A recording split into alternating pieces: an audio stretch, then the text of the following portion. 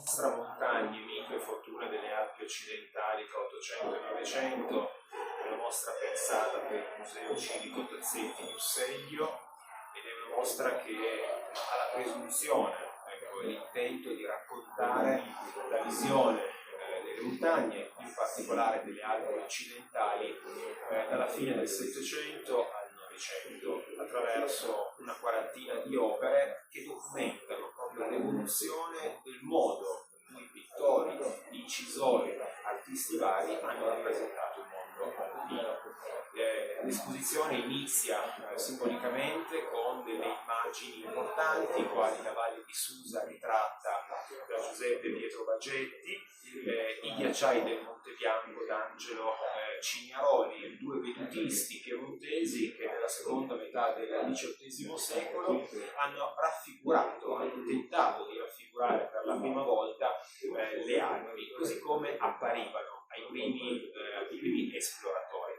Il mondo delle Alpi è un mondo che viene scoperto, studiato, analizzato a partire dal Settecento, soprattutto dai illuministi francesi, tedeschi e inglesi, i quali per la primissima volta superano le diffidenze secolari che volevano le Alpi popolate da draghi, esseri demoniaci e personaggi diabolici, e iniziano ad esplorare valli fino allora sconosciute. Arrivano a Chamonix, alle pendici del Monte Bianco, e iniziano ad analizzare e a studiare le Alpi. Le Alpi quale grande contenitore di elementi naturali, scientifici, da analizzare e da proporre all'attenzione della comunità scientifica e letteraria europea, da proporre alle accademie.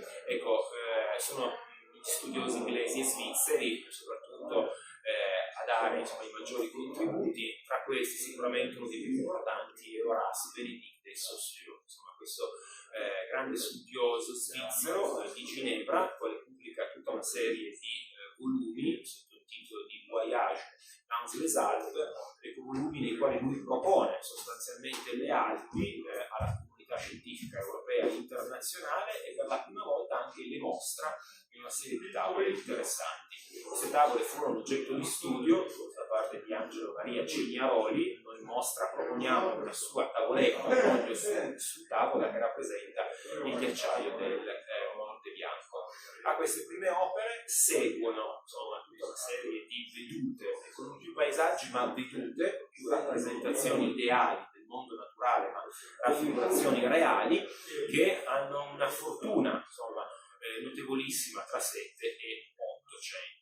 Con il romanticismo il vedutismo montano raggiunge una nuova fortuna, le Alpi diventano nuovamente oggetto di interesse, soprattutto grazie alle opere di Napoleone. Napoleone è il primo grande uomo politico a dotare le Alpi occidentali di strade. Pensiamo alla strada del Sempione, che collegava Milano con Parigi, o alla strada carrozzabile del Moncenisio, che Napoleone fa progettare, fa realizzare per permettere ai suoi eserciti di muoversi facilmente da sud a nord del continente europeo, e strade che saranno poi utilizzate anche da poeti, letterati, scienziati e soprattutto artisti. Il Sempione in Lombardia e il Moncenisio in Piemonte. Su queste strade si muovono letterati importanti che nella prima metà dell'Ottocento scrivono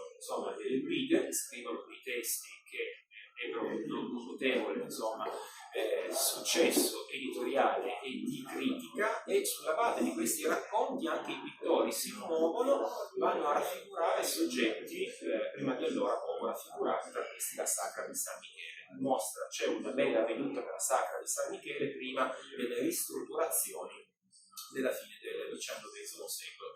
Quindi la Sacra di San Michele viene raffigurata ancora come si presentava nel suo originario aspetto medievale, romanico e gotico. Questa fortuna delle Alpi continuerà poi nel corso dell'Ottocento tra romanticismo e verismo.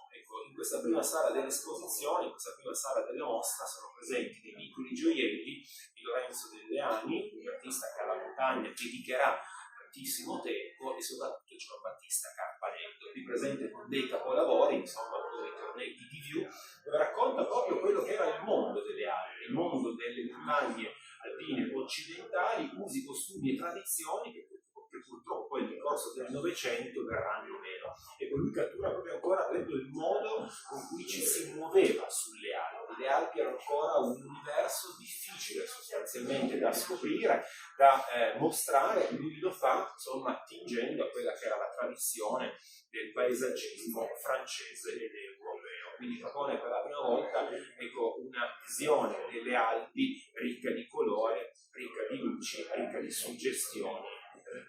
Lo procedimento.